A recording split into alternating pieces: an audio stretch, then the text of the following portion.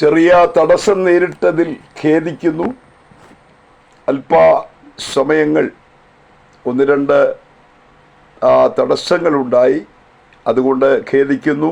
ഞാൻ എൻ്റെ ശുശ്രൂഷയിലേക്ക് കടക്കുവാൻ താല്പര്യപ്പെടുകയാണ്. യേശു എങ്ങനെയുള്ളവനെന്ന് കാണുവാൻ സക്കായി ആഗ്രഹിക്കുക. യേശു എങ്ങനെയുള്ളവനെന്ന് കാണുവാൻ സക്കായി താല്പര്യപ്പെട്ടതിൻ്റെ കാരണം, ഈ സക്കായി എന്ന് പറയുന്നത് ചുങ്കക്കാരിൽ പ്രമാണിയ എന്ന് പറഞ്ഞാൽ റോമൻ ഗവൺമെന്റിന് വേണ്ടി ചുങ്കം പിരിക്കുന്ന ആ ഒരു ജോലിയിലെ വലിയൊരു ഉദ്യോഗസ്ഥനാ. ചുങ്കക്കാരിൽ പ്രമാണി എന്ന് പറഞ്ഞാൽ ഒരു ചെറിയ ഉദ്യോഗസ്ഥനല്ല, ടാക്സ് കമ്മീഷണർ എന്നാണ് നമുക്ക് പഠിക്കാൻ കഴിയുന്നത്. യെരിഹോവിലെ ടാക്സ് കമ്മീഷണറാണ് ആര്? ഈ സക്കായി.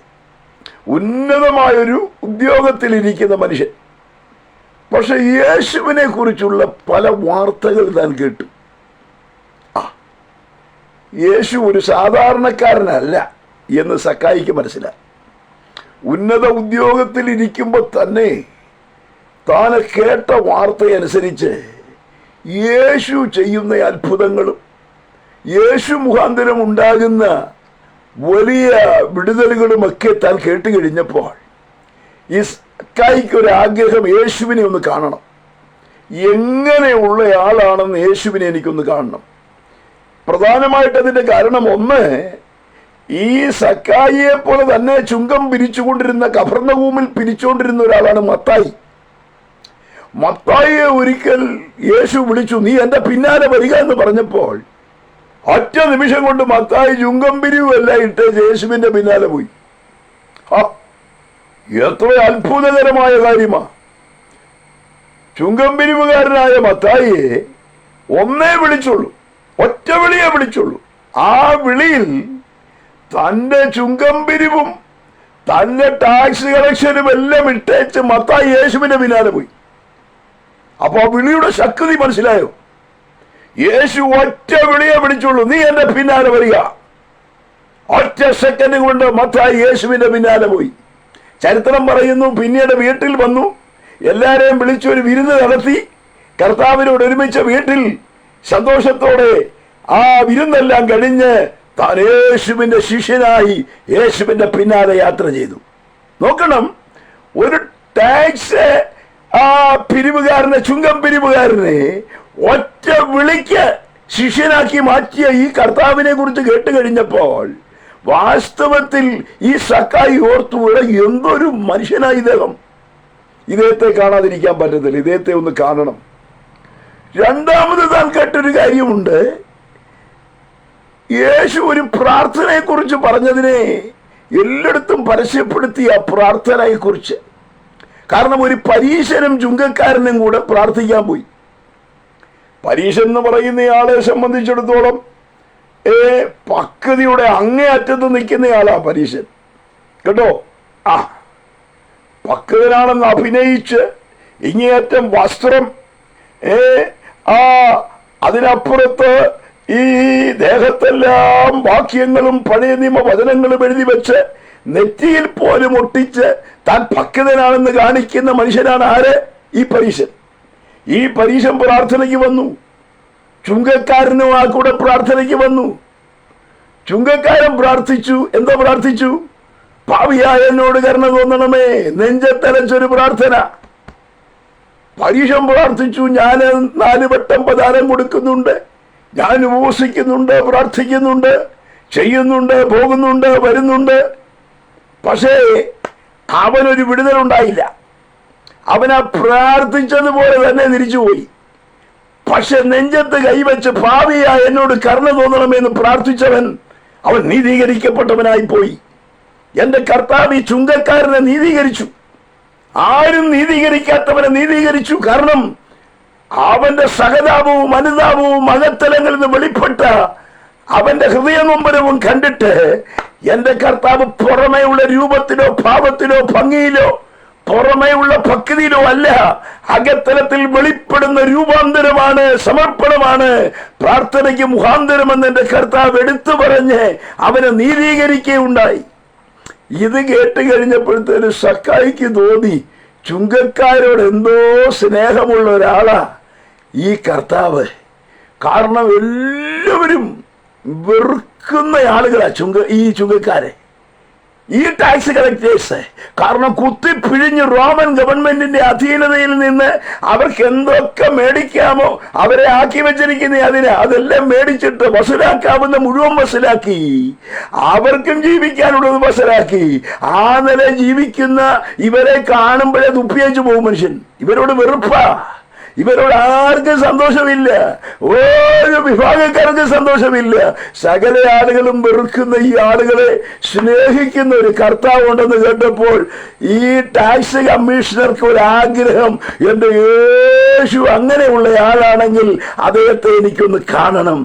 ഇന്ന് ഈ സന്ധ്യാവേളയിൽ സായാഹ്ന വേളയിൽ എന്നെ ശ്രദ്ധിക്കുന്നവരോട് ഞാൻ പറയട്ടെ, ആമേൻ, എല്ലാവരെയും ഒരുപോലെ സ്നേഹിക്കുന്ന ഒരു കർത്താവിനെ കുറിച്ച് ഞങ്ങൾ ഇവിടെ വെളിപ്പെടുത്തുന്നത്. നമുക്കറിയാം ഈ ലോകത്തിലെ ഒരു പ്രത്യേകത, ആമേൻ, പക്വതന്മാരും ആ നിലകളിൽ സ്തോത്രം പുറമെ ആ കർമ്മങ്ങളും കർമ്മകാണ്ഡങ്ങളും ഒക്കെ നടത്തി ഞങ്ങൾ പക്വതന്മാരാണ് എന്ന് കാണിക്കുന്ന ആളുകളോടാണ് പലർക്കും മമത.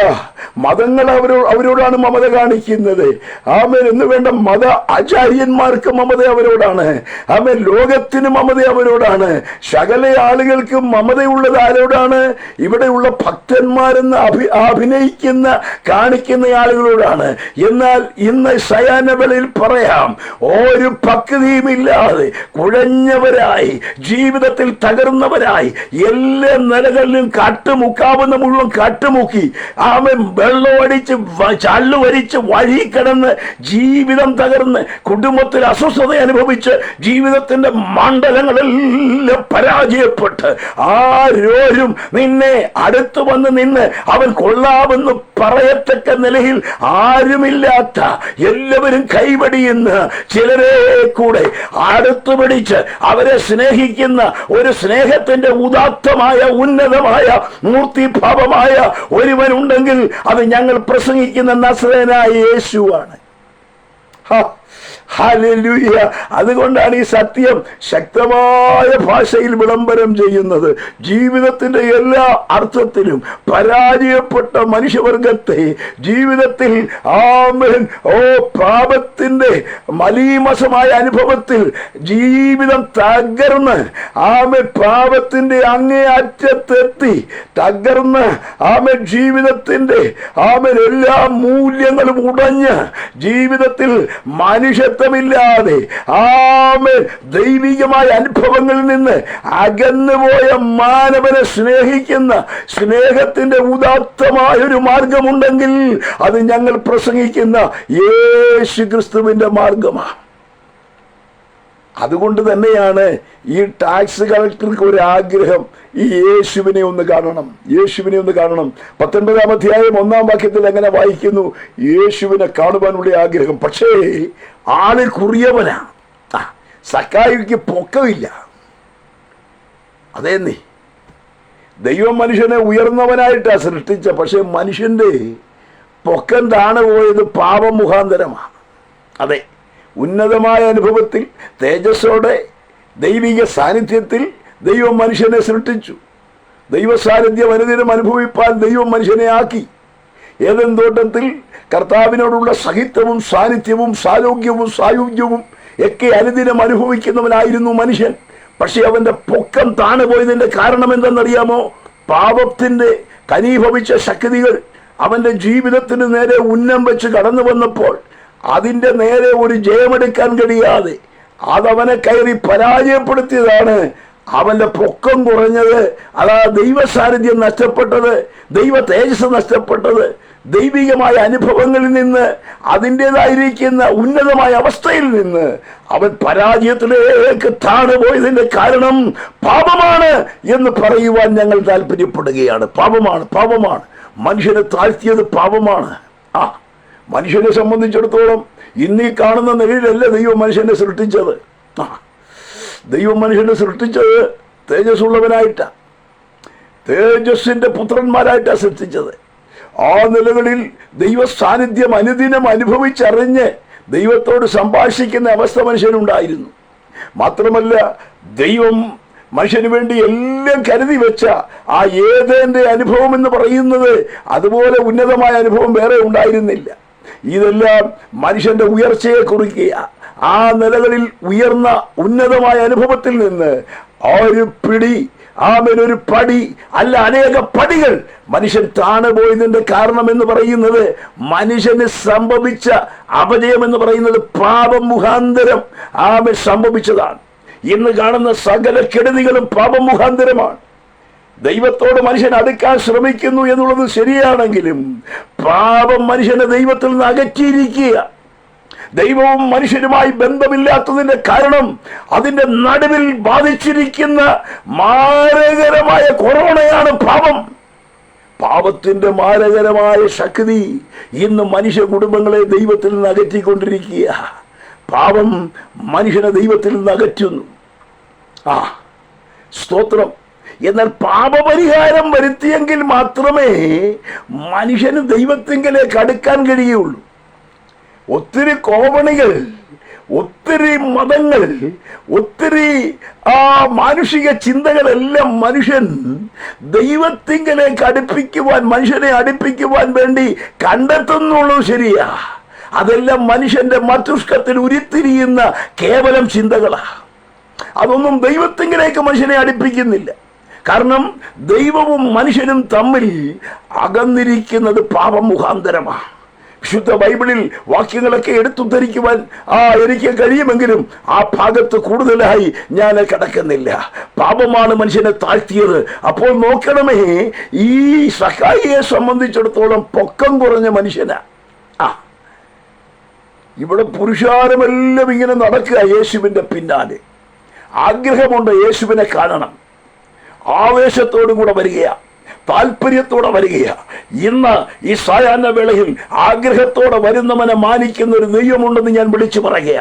അനവധി പ്രാവശ്യങ്ങൾ നിന്റെ ഹൃദയത്തോട് പരിശുദ്ധാത്മാവ് യേശുവിനെ കുറിച്ച് സംസാരിക്കുകയും ദൈവശബ്ദം ശരിയാണെന്ന് ഇടപെടുകയും ചെയ്തിട്ടും ഇന്നും ജീവിതത്തിൽ ദൈവശബ്ദത്തിനൊത്തവണ്ണം ജീവിതത്തെ സമർപ്പിക്കാൻ കഴിയാതെ ആയിരിക്കുന്നവരുണ്ടെങ്കിൽ മുൻപോട്ട് വരിക.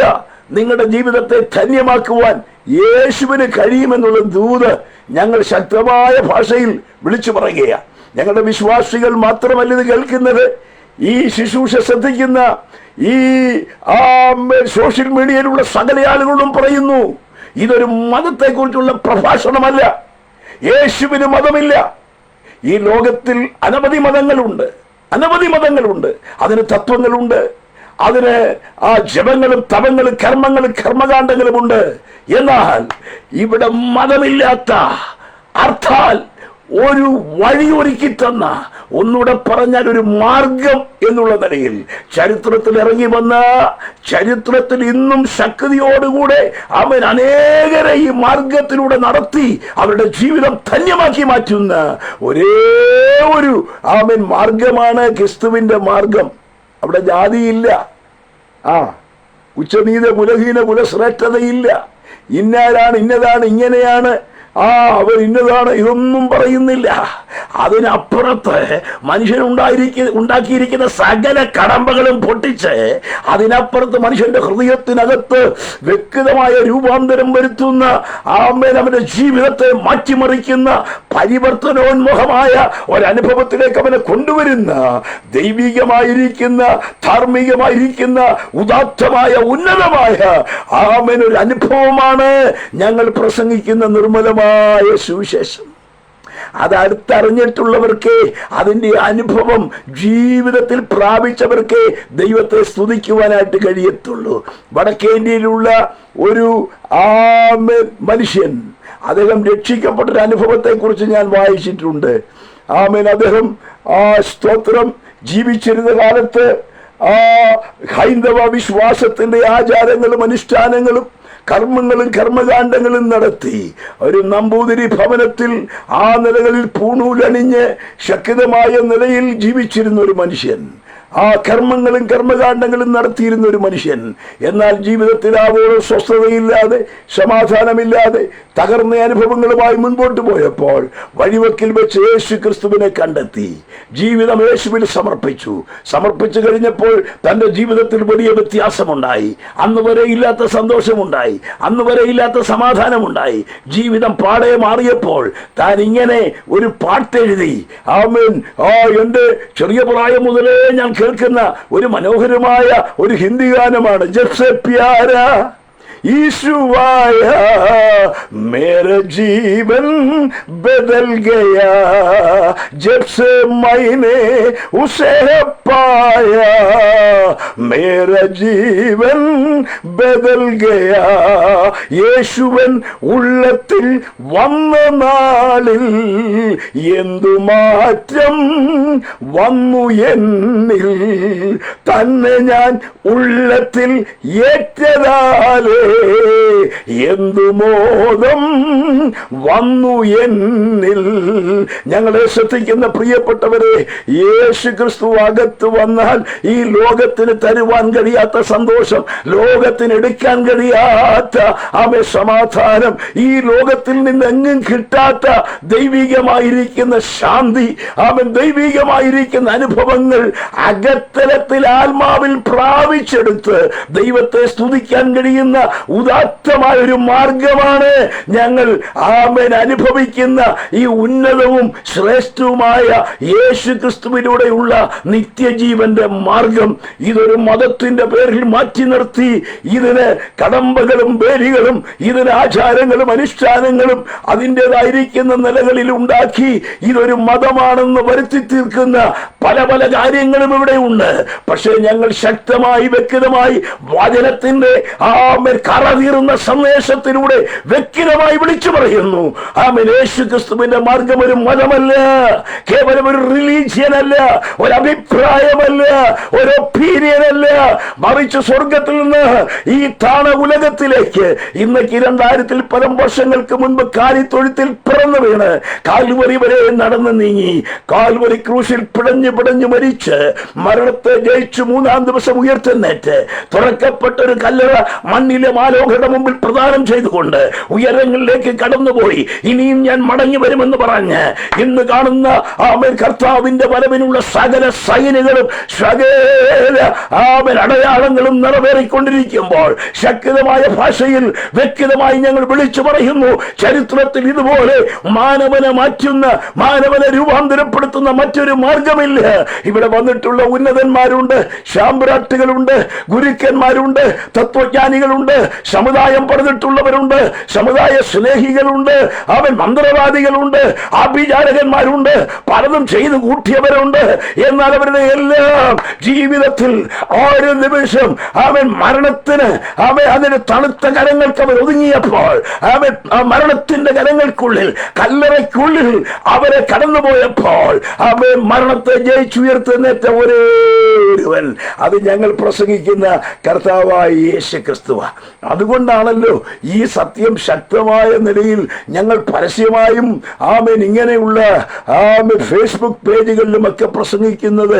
ഈ സത്യം ഒരാളെങ്കിലും കേട്ട് വ്യക്തമായി ഇത് തിരിച്ചറിഞ്ഞ് വചനത്തിന്റെ സത്യങ്ങൾക്ക് ജീവിതം അടിപണിതാൽ നിങ്ങളുടെ ജീവിതം ധന്യകരമായി തീരും. ഇതാ ശ്രദ്ധിക്കൂ, ഒരു ടാക്സ് കമ്മീഷണർ ഒരു മനുഷ്യൻ യേശുവിനെ കാണാൻ വരികയാ. പൊക്കം കുറവാ, പുരുഷാരം വളരെയാ. തനിക്ക് മനസ്സിലായി ഉടനെ ഒന്നും യേശുവിനെ കാണാൻ പറ്റത്തില്ല. കാരണം മുന്നോട്ട് ചെല്ലും തോറും പുരുഷാരം വർദ്ധിച്ചു കൊണ്ടിരിക്കുക. ഓടി മുൻപിലേക്ക് ഓടി. ശ്രദ്ധിക്കണമേ, യേശുവിനെ കാണണമോ പുറകിലോട്ട് മാറി നിന്നിട്ട് കാര്യമില്ല. മുൻപിലോട്ട് ഓടി ആ മനുഷ്യൻ, മുൻപിലോട്ടോടി. മുൻപോട്ട് വന്നാട്ടെ. അതാ ഞങ്ങൾ പറയുന്ന മുൻപോട്ട് വന്നാട്ടെ. യേശുവിനെ കാണാൻ ആഗ്രഹമുണ്ടോ? യേശു മുഖാന്തരമുള്ള വിടുതൽ അനുഭവിപ്പാൻ ആഗ്രഹം ആഗ്രഹമുണ്ടോ മുൻപോട്ട് വന്നേ പറ്റൂ. ഈ മനുഷ്യൻ മുൻപോട്ടോടി. ആമേൻ. കാട്ടത്തിമേൽ അവൻ ചെന്ന് കയറി. നമുക്കറിയാം, ഒരു വലിയ കാട്ടത്തിമേൽ, ചെറിയ പുള്ളിയൊന്നുമല്ല, ഒരു ഉന്നതനായ ഉദ്യോഗസ്ഥൻ ഇപ്പൊ കാട്ടത്തിയുടെ മുകളിൽ ഇരിക്കുക. ആരെ കാണാനാ? യേശുവിനെ കാണാൻ. ആമേൻ. അവന്റെ ഉദ്യോഗവും അവന്റെ പവറും എല്ലാം അങ്ങ് മാറ്റിവെച്ചിട്ട് ഒറ്റ ആഗ്രഹമേ ഉള്ളൂ, യേശുവിനെ എനിക്കൊന്ന് കാണണം. പിന്നെ ഒരു ചിന്ത കാണാമായിരിക്കും, യേശു എന്നെ കാണരുത്. അതുകൊണ്ട് തന്നെ കാട്ടത്തിയുടെ മുകളിൽ ആ ഇലയുടെ മറവിൽ ആ മനുഷ്യൻ ഇങ്ങനെ ആ ഉയർന്ന സ്ഥാനത്തിരിക്കുക. യേശു ഇങ്ങനെ കടന്നു വന്നുകൊണ്ടിരിക്കുക. പുരുഷാരം ചുറ്റും നടക്കുക. ശിഷ്യന്മാർ അവനോട് കൂടെ ഉണ്ട്. ഒരു വലിയ കൂട്ടം ആളുകളുണ്ട്. എല്ലാവരും കൂടെ യാത്ര ചെയ്ത് മുൻപോട്ട് വരുമ്പോൾ ഈ കാട്ടത്തിയുടെ ചുവട്ടിൽ വന്നപ്പോൾ തന്നെ യേശു അവിടെ നിന്നു.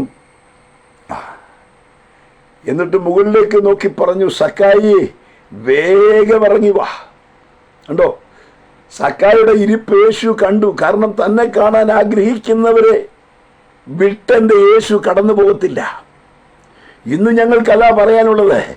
യേശുവിനെ കാണാൻ നിനക്കൊരാഗ്രഹമുണ്ടോ? ഒരു വിടുതൽ അനുഭവിക്കാൻ ആഗ്രഹമുണ്ടോ? ഒരത്ഭുതത്തിന് വേണ്ടി നിനക്ക് താല്പര്യമുണ്ടോ? നിന്റെ ജീവിതത്തിൽ ഒരു ദൈവപ്രവൃത്തിക്ക് വേണ്ടി നീ ആഗ്രഹിക്കുന്നുണ്ടോ? നിന്നെ മറികടന്ന് നിന്റെ കർത്താവ് പോകയില്ല. അങ്ങനെയുള്ളവരെ അവിടെ നിന്ന് വിളിക്കുക, സക്കായിയെ, വേഗം ഇറങ്ങി വാ. ഞാൻ കഴിഞ്ഞ ദിവസം ദൈവവചനം പഠിച്ചപ്പോൾ എൻ്റെ കർത്താവിനെ ക്ഷണിക്കാത്തൊരു വീട്ടിൽ പോയി എൻ്റെ കർത്താവ് പാർത്തത് ഈ സക്കായിയുടെ വീട്ടിൽ മാത്രമാണ്. കാരണം അവൻ്റെ അതിയായ ആഗ്രഹം, അവൻ്റെ ജീവിതത്തിലെ അതിയായ ആഗ്രഹം കൊണ്ട് ഈ സക്കായി ആഗ്രഹിച്ച് കാട്ടത്തിയുടെ മുകളിൽ കയറിയെങ്കിൽ എൻ്റെ കർത്താവ് അവിടെ വന്ന് നിന്നേച്ച് വിളിച്ചു, വേഗം ഇറങ്ങി വാ എന്നുവെച്ച് പറയുക. സക്കായി ബന്ധപ്പെട്ടിറങ്ങിയെന്ന് എഴുതിയിരിക്കുന്നത്. കാരണം കയറാൻ അത്രയും ബന്ധപ്പാടില്ലായിരുന്നു. ചിലരൊക്കെ പറയുന്നു അരയില് 2 കുപ്പി ഉണ്ടായിരുന്നു, അങ്ങനെ ഉണ്ടായിരുന്നു, ഇങ്ങനെ ഉണ്ടെന്നൊക്കെ പ്രസംഗിച്ച് ഞാൻ കേട്ടിട്ടുണ്ട്. പക്ഷെ ഞാൻ അങ്ങനെ വിശ്വസിക്കുന്നില്ല. ഉണ്ടായിരുന്നേലും ഇല്ലേലും എന്തു ആയിക്കോട്ടെ, അങ്ങോട്ട് കയറിയ പോലെ ഇങ്ങോട്ട് ഇറങ്ങാൻ പറ്റിയില്ല. കാരണം താഴെ നിൽക്കുന്നത് കർത്താവാ. ആഗ്രഹിച്ചത് താഴെ വന്ന് നിൽക്കുക. കർത്താവിന്റെ ശബ്ദം കേട്ട് കഴിഞ്ഞപ്പോൾ ഇറങ്ങാൻ ഇച്ചിരി പാടാ. ബന്ധപ്പെട്ടിറങ്ങി. അത് പിന്നെ ഒരു പദം കിടപ്പുണ്ട്, സന്തോഷത്തോടെ കൈക്കൊണ്ടു. ഇച്ചിരി ബന്ധപ്പാടാന്ന്. ഇറങ്ങി വന്നാൽ സന്തോഷത്തോടെ കൈക്കൊള്ളാം. യേശുവിൻ്റെ അടുക്കലേക്കൊന്ന് ഇറങ്ങി വരാൻ ഇച്ചിരി ബന്ധപ്പാടാ. ചിലരിങ്ങനെ കയറിയിരിക്കുക. എവിടാ? പാരമ്പര്യത്തിന്റെ കാട്ടത്തിമേൽ കയറിയിരിക്കുക. ഓ, ഞങ്ങൾ കുടുംബമേ പണ്ടേ ക്രിസ്ത്യാനികളാ. ഞങ്ങൾ ക്രിസ്തുവിനെ അറിഞ്ഞവരും സെന്റ് തോമസിന്റെ ആളുകളും ഈ കഴിഞ്ഞ ദിവസം പ്രസംഗിച്ചൊരു പ്രാസംഗികം പറയുന്നത് കേട്ടു. ഞങ്ങള് കനാനയ ക്രിസ്ത്യാനികൾ, അത് പണ്ട് മുതലേ ഉള്ളതാ. എൻ്റെ തമ്പുരാനെ, യേശുവിൻ്റെ പാദപീഠത്തിൽ വന്ന നീ ആ കുരിശിൻ്റെ ചുവട്ടിൽ വന്നിട്ട് പറയണം, എൻ്റെ പഴക്കവും പാരമ്പര്യവും എല്ലാം തീർന്നെന്ന് പറയാൻ തുടങ്ങുന്നതാ അവിടെ ആരംഭിക്കേണ്ടത് ഒന്നാമത്തെ ആത്മീയ അനുഭവം. ഇപ്പോഴും പഴയ പാരമ്പര്യവും പഴയ പഴക്കവും സെന്റ് തോമസിന്റെ കാര്യവും അന്ന് അവിടെ വന്നതാ, അവിടെ നിന്ന് പൊട്ടിമുളച്ചതാ എന്നും പറഞ്ഞ് ഇതിന്റെ മണ്ടയ്ക്ക് കയറിയിരിക്കുന്ന ഒത്തിരി പുള്ളികളുണ്ട്. ഏതാ? പാരമ്പര്യത്തിന്റെ മണ്ടയ്ക്ക്. ഇറങ്ങി വാ, യേശുവിന്റെ കാഴ്ചപ്പാടിലേക്ക് വാ. നിന്റെ പാരമ്പര്യവും പഴക്കവും ഒന്നും എൻ്റെ കർത്താവിന് വിഷയമല്ല. എൻ്റെ കർത്താവ് ഒറ്റ കാര്യം ആഗ്രഹിക്കുന്നുള്ളൂ, ഇറങ്ങി വാ, അവൻ്റെ പാദപീഠത്തിലേക്ക് വാ. അവൻ നിനക്ക് വേണ്ടി നിന്റെ അരികെ വന്ന് നിൽക്കുക. നിന്റെ അടുക്ക വന്ന് നിൽക്കുക. ഈ ശുശ്രൂഷയിലൂടെ നിന്നോട് സംസാരിച്ചുകൊണ്ടിരിക്കുക. എത്ര നാളായി മകനെ നീ ആയിരിക്കുന്ന ആ സ്ഥിതിയിൽ ഇരിക്കുന്നു. പലതും നീ ചെയ്യുന്നുണ്ട്, ജപങ്ങളുണ്ട്, തപങ്ങളുണ്ട്, പരിപാടികൾ പലതാ നടത്തിക്കൊണ്ടിരിക്കുന്നത്. പണം മുടക്കുന്നുണ്ട്, തീർത്ഥയാത്രയുണ്ട്, കർമ്മങ്ങളുണ്ട്, കർമ്മകാണ്ഡങ്ങളുണ്ട്. പക്ഷെ യേശുവിൻ്റെ പാദപീഠത്തിലേക്കൊന്ന് വീഴാൻ, അവൻ്റെ പാദപീഠത്തിലേക്കൊന്ന് വീഴാൻ ഇന്ന് നിനക്കൊരവസരം ദൈവം തരിക. അവൻ നിന്റെ അടുക്കൽ ചാരത്ത് ഏറ്റവും അടുത്ത് എൻ്റെ കർത്താവ് വരികയാ. ആമേൻ. വെളിപ്പാട് പുസ്തകത്തിൽ ഇങ്ങനെ വായിക്കുന്നു, അവൻ ഹൃദയത്തിന്റെ വാതിക്കൽ നിന്ന് മുട്ടിക്കൊണ്ടിരിക്കുക. അവന്റെ ശബ്ദം തിരിച്ചറിയാൻ കഴിയുമോ? നിന്നോടുള്ള അവന്റെ ഇടപാടൊന്ന് മനസ്സിലാക്കാൻ പറ്റുമോ? എത്ര നാളുകളായി നിന്നോട് കർത്താവ് സംസാരിച്ചുകൊണ്ടിരിക്കുക. നാളുകൾ പലതായി കർത്താവിന്റെ ശബ്ദം കേൾക്കുന്ന ജീവിതമേ, പരിശുദ്ധാത്മാവ് നിന്നോട് വിളിച്ചു പറയുന്നു, നീ ആയിരിക്കുന്ന മണ്ഡലത്തിൽ നിന്ന് ഇറങ്ങി വന്ന് എന്റെ യേശുവിന്റെ പാദപീഠത്തിൽ ഒരു നിമിഷം നെടുമ്പാട് വീഴുമെങ്കിൽ നിന്റെ ജീവിതത്തിൽ എന്റെ യേശു മുഖാന്തരമുള്ള നിത്യത, നിത്യജീവൻ, ആത്മീയ സംതൃപ്തി പോരാ, ദൈവിക സമാധാനം പോരാ, ദൈവവചനത്തിന്റെ ആമേൻ ഉദാത്തമായ ദൈവികമായ അനുഭവങ്ങൾ ജീവിതത്തിൽ ആഴമായി പ്രാപിപ്പാൻ കഴിയുന്ന ഒരനുഭവം നിനക്ക് വെളിപ്പെടും. നിന്റെ ജീവിതം ധന്യമായി മാറും. അതിനുവേണ്ടി ഒന്ന് മനസ്സ് വെക്കാവോ? ഒന്ന് മനസ്സ് വെച്ചാൽ ഇന്ന് ഈ സായാഹ്ന വേള നിന്റെ വിടുതലിന്റെ സമയമാണ്. ഈ ശുശ്രൂഷയിൽ പരിശുദ്ധാത്മാവ് ശക്തമായി ചിലരോട് സംസാരിച്ചുകൊണ്ടിരിക്കുക. യേശുവിൻ്റെ മുൻപിൽ സക്കായി ഇറങ്ങി വന്നു. സക്കായിയെ വേഗം ഇറങ്ങി വരാൻ പറഞ്ഞു. ഇറങ്ങി വന്നു, ബന്ധപ്പെട്ട് ഇറങ്ങി വന്നു. സന്തോഷത്തോടെ യേശുവിനെ കൈക്കൊണ്ടു. സക്കായിയോട് പറഞ്ഞു, ഇന്ന് നിന്റെ വീട്ടിൽ പാർക്കാൻ വന്നതാ, ഇന്നെങ്ങും പോകുന്നില്ല. കാരണം എന്നെ കാണണമെന്ന് ഒന്ന് ആഗ്രഹിച്ചതല്ലേ ഉള്ളൂ. പക്ഷെ ഇന്ന് രാത്രി മുഴുവൻ ഞാൻ നിന്റെ വീട്ടിലാ. നമുക്കറിയാം സക്കായിയുടെ ബന്ധപ്പാട് എന്തായിരിക്കും. ജീവിതത്തിൽ ആഗ്രഹിച്ചതേ ഉള്ളൂ യേശുവിനെ കാണാൻ. പക്ഷെ വീട്ടിലേക്ക് യേശു വരിക, പുരുഷാരമെല്ലാം കൂടെ വരിക. ആകെപ്പാടെ വീട്ടിനകത്ത് വന്ന് അവിടുത്തെ ആ അന്തരീക്ഷമൊക്കെ ഒന്ന് ശ്രദ്ധിച്ചേ. ഇന്നലെ വരെയുള്ള അന്തരീക്ഷമല്ല, ഇന്നലെ വരെ വല്ലാത്തൊരു അന്തരീക്ഷമായിരുന്നു വീട്ടിൽ, ദുർഗന്ധം വമിക്കുന്ന അന്തരീക്ഷമായിരുന്നു. ഈ ചുങ്കക്കാരുടെ പല പരിപാടികളുണ്ട്, ഇതൊന്നും ഇന്നില്ല. ഇന്ന് വീട്ടിൽ നായകൻ കർത്താവാണ്. കർത്താവ് വീട്ടിൽ കയറി വന്നു കഴിഞ്ഞപ്പോൾ ചില വീട്ടിൽ എഴുതി വെച്ചോണ്ടല്ലോ, യേശു ഈ വീടിൻ്റെ നായകൻ. ഞങ്ങൾ പണ്ട് സുവിശേഷവുമായി കടന്ന പല ഭവനങ്ങളിൽ പോയപ്പോൾ ഒരു വീടിൻ്റെ വാതിക്കൽ ഒരു ബോർഡ് ഞങ്ങൾ ശ്രദ്ധിച്ചു. പക്ഷേ അകത്ത് ഭയങ്കര തൻ്റെ ഭാര്യയും ഭർത്താവും കൂടെ തമ്മിലടിക്കുക. ഭർത്താവും ഭാര്യയും കൂടെ അടിക്കുക. ഭാര്യയ്ക്കിട്ട് അടിക്കുന്നുണ്ട്, ഭാര്യ അടിക്കുന്നുണ്ട്. അതാ രസം, അടി തമ്മില. ഞങ്ങൾക്ക് വല്ലതും നിൽക്കാൻ പറ്റുമോ? നോക്കുമ്പോൾ ചോറും കല്ലോ അതും ഇതും ഒക്കെ പുറത്തോട്ട് വരുന്നുണ്ട്. നോക്കിയപ്പോൾ ഒരു ബോർഡ് കണ്ടു, യേശു ഈ വീടിൻ്റെ നായകൻ. ഞങ്ങളിവിടെ അടി കൂടുന്നുണ്ടെങ്കിലും ഇവിടുത്തെ നായകനാരാ? അങ്ങനെ ഉണ്ടെന്നേ. യേശുവിൻ്റെ പേര് എഴുതി വെച്ചേച്ച് അവിടെ കിടന്ന് യേശുവിന് ചേരാത്ത ഇടി നടക്കുക അതിനകത്ത്. സ്തോത്രം. എന്നാൽ യേശു വീടിൻ്റെ നായകനായി വന്നാൽ ആ വീട് പഴയ പരുവത്തിലായിരിക്കുകയല്ല. യേശുവിനെ അംഗീകരിച്ചു കഴിഞ്ഞ് അന്ന് രാത്രി സക്കായിയുമായിട്ട് എൻ്റെ കർത്താവ് ആ ഡൈനിങ് ടേബിളിൽ ഇരുന്ന് ഭക്ഷണമൊക്കെ കഴിച്ചുകൊണ്ടിരിക്കുമ്പോൾ ഒരു സംഭാഷണം നടത്തി. പുസ്തകത്തിൽ അത് എഴുതിയിട്ടില്ല. ആ സംഭാഷണം, ആ പ്രസംഗത്തെക്കുറിച്ച് ബൈബിളിൽ എഴുതിയിട്ടില്ല. പക്ഷേ പ്രസംഗത്തിൻ്റെ റിസൾട്ട് ഉണ്ട്. റിസൾട്ട് എന്തുവാ? കർത്താവെ, ഞാൻ ചതിവായി വാങ്ങിയിട്ടുള്ളതൊക്കെ ഇത്ര മടങ്ങ് കൊടുത്തോളാം. ഞാൻ ഒത്തിരി പേരെ പിഴിഞ്ഞ് മേടിച്ചിട്ടുണ്ട്, അതെല്ലാം ഞാൻ കൊടുത്തോളാം കർത്താവേ. കേട്ടോ, ഒരു മാനസാന്തരം എന്ന് പറയും. സക്കായിക്ക് മാനസാന്തരം ഉണ്ടായി. ഇതാ യേശു ഒരുവന്റെ ഉള്ളിൽ വന്നാൽ ഉണ്ടാകുന്ന മാറ്റം. ഇതാ കണ്ടോ, അവൻ പറയാ. ഈ പഴയ നിയമം ഞാൻ കഴിഞ്ഞ ദിവസം വായിച്ചപ്പോൾ വിശദീകരിക്കാൻ സമയം എടുക്കുന്നില്ല. 5-1 കൊടുക്കണമെന്ന്. 5-1 ഈ പുള്ളി പറയാ, ഞാന് പിന്നെ ഇരട്ടി ഇരട്ടി ഇരട്ടി ഇരട്ടി കൊടുത്തോളാം. അപ്പൊ ആ പുള്ളിയുടെ അകത്തെ മാനസാന്തരം നോക്കി. പണ്ടൊരിക്കൽ ഒരാൾ മാനസാന്തരപ്പെട്ട ചരിത്രം ഞാൻ കേട്ടിട്ടുണ്ട്. ഒത്തിരി ആളുകൾ പണ്ട് മാനസാന്തരപ്പെടുന്ന സമയത്ത് ഒരു വലിയ കള്ളൻ, റബഡിയായിരുന്നൊരു മനുഷ്യൻ മാനസാന്തരത്തിൻ്റെ അനുഭവമൊക്കെ പ്രാപിച്ച് ദൈവസന്ധി വന്നു. പാസ്റ്ററോട് പറഞ്ഞു, പാസ്റ്റർ എനിക്ക് വേണ്ടി പ്രാർത്ഥിക്കണം, ഞാൻ മാനസാന്തരപ്പെട്ടിരിക്കുന്നു. നീ എന്തൊക്കെ തെറ്റാ ചെയ്ത്? അന്നങ്ങനെയാ, തെറ്റുകളെല്ലാം ഏറ്റു പറയണം. ഇന്ന് തെറ്റും ഏറ്റു പറയുകയില്ല. മാനസാന്തരപ്പെട്ടവനൊരു കൈപോക്കുമൊക്കെ നടത്തി ഇങ്ങനെ കൈ പഠിച്ച് പാട്ടും പാടി ഇങ്ങനെ ഒരുമാതിരി ഇട്ടോ പരിപാടിയാ. പണ്ട് അങ്ങനല്ലായിരുന്നു. പണ്ട് ദൈവസന്ധി വന്നാൽ അന്നേരം ശങ്കത്തല ചേറ്റു പറയും, ഞാൻ ഇന്നതെല്ലാം ചെയ്തു പോയി. ഇങ്ങനെ പറഞ്ഞു, ഇന്നതെല്ലാം ചെയ്തു. അപ്പം പാസൊക്കെ തോന്നി ഇങ്ങനെ മാനസാന്തരപ്പെട്ടു, ഒരു വലിയ മാനസാന്തരം വന്നിട്ടുണ്ട്. എന്തൊക്കെ തെറ്റ് ചെയ്തു? ഒരു തെറ്റ് ഞാൻ ഭയങ്കരമായിട്ട് ചെയ്തു. എന്താ? ഒരു വലിയ കോളനിയിലേക്ക് ചെന്നിട്ട് അവിടുത്തെ ഒരു വലിയ കാളയെ ഞാൻ എന്ത് ചെയ്തു? അടിച്ചോണ്ട് പോകുന്നു.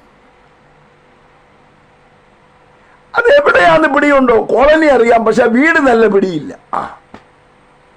അങ്ങനെയാണെങ്കിൽ ഒരു കാര്യം ചെയ്യണം. പാസ്റ്റർ പറഞ്ഞു, നാളെ നീ ഒരു കാര്യം ചെയ്യണം, കോളനി കൂടെ പോകണം. പോയേച്ച് വിളിച്ചു പറയണം, ആരുടെയെങ്കിലും ഒരു കാളയെ കാണാനുണ്ടോ എന്ന് വിളിച്ചു ചോദിക്കണം. ചോദിക്കുമ്പോൾ നഷ്ടപ്പെട്ടു പോയവർ വിളിച്ചു പറയും. അന്നേരം അത് കൊടുക്കണം, തിരിച്ചു കൊടുക്കണം. അതാണല്ലോ മാനസാന്തരത്തിന്റെ ഫലം. അതെ, ചെയ്യാൻ പാസ്റ്റർ എന്ന് പറഞ്ഞു. ഇങ്ങനെ പിറ്റേ ദിവസം തന്നെ പോയി. എവിടെ പോയി? ഇങ്ങനെ കാളയെ അടിച്ചുകൊണ്ട് വന്ന കോളനിയിൽ പോയി. പിറ്റേ ദിവസം തന്നെ പോയി. അവിടെ ചെന്നേച്ച് വിളിച്ചു പറഞ്ഞത് ഇങ്ങനെയാണെന്നാ പറയുന്നത്, ആരുടെയെങ്കിലും ഒരു കയറ് കാണാനുണ്ടോ? അതിന്റെ അറ്റത്തൊരു കാളയും. കാള എന്ന് പറയുന്ന പതുക്കെയാ. ആരുടെയെങ്കിലും ഒരു കയറ് കാണാനുണ്ടോ? അതിനറ്റത്തൊരു കാളയും. അപ്പൊ ഈ കാള എന്നുള്ളത് ആരും കേൾക്കുന്നില്ല. എല്ലാവരും കേൾക്കുന്നു, കയറ് കാണാനുണ്ടോ, കയറ് കാണാനുണ്ടോ എന്നാ കേൾക്കും. അതെല്ലാം മാനസാന്തരമാ. ശരിയായ മാനസാന്തരമാണെങ്കിൽ എന്തോ പറയും? ആരുടെയെങ്കിലും ഒരു കാളയെ കാണാനുണ്ടോ? ഇന്നും പലരും അങ്ങനെയാന്നേ. ശരിയായ മാനസാന്തരമല്ല. ശരിക്കും മാനസാന്തരപ്പെട്ട ഉള്ളതുപോലെ അങ്ങ് ഏറ്റി പറയും. സഹോദരനോട് തെറ്റ് ചെയ്താൽ സഹോദരനോട് നിരപ്പാകും. ചീത്ത വിളിച്ചേച്ച് ഭർത്ത പറഞ്ഞേച്ച് അവനുമായിട്ട് അടിയ ഉണ്ടാക്കിയേച്ച് ഇവിടെ വന്നിരുന്ന അല്ലേരിയ പറയുന്നതല്ല മാനസാന്തരം. ദൈവമക്കളും ശ്രദ്ധിക്കണം. ദൈവവചനപ്രകാരം ദൈവത്തെ ആരാധിക്കുന്നവന്റെ അകത്തവന്റെ മനസാക്ഷിയും പരിശുദ്ധാത്മാവും എപ്പോഴും സംസാരിച്ചുകൊണ്ടിരിക്കും. നീ ചെയ്ത തെറ്റ്, നിന്റെ ഭാഗത്ത് വീഴ്ചയുണ്ട്, അത് ക്രമീകരിക്കുന്നതാണ് മാനസാന്തരം എന്ന് പറയുന്നത്. ഇത് പലരും അതിനെ മറികടന്ന് അതിനപ്പുറത്ത് നിന്നുകൊണ്ട് അല്ലേലിയ സ്വത്രം പറയാ. പണ്ടൊരിക്കൽ ഒരിടത്ത് ഭയങ്കര ഉപവാസ പ്രാർത്ഥന നടക്കുക. ഭയങ്കര പ്രാർത്ഥനയാ.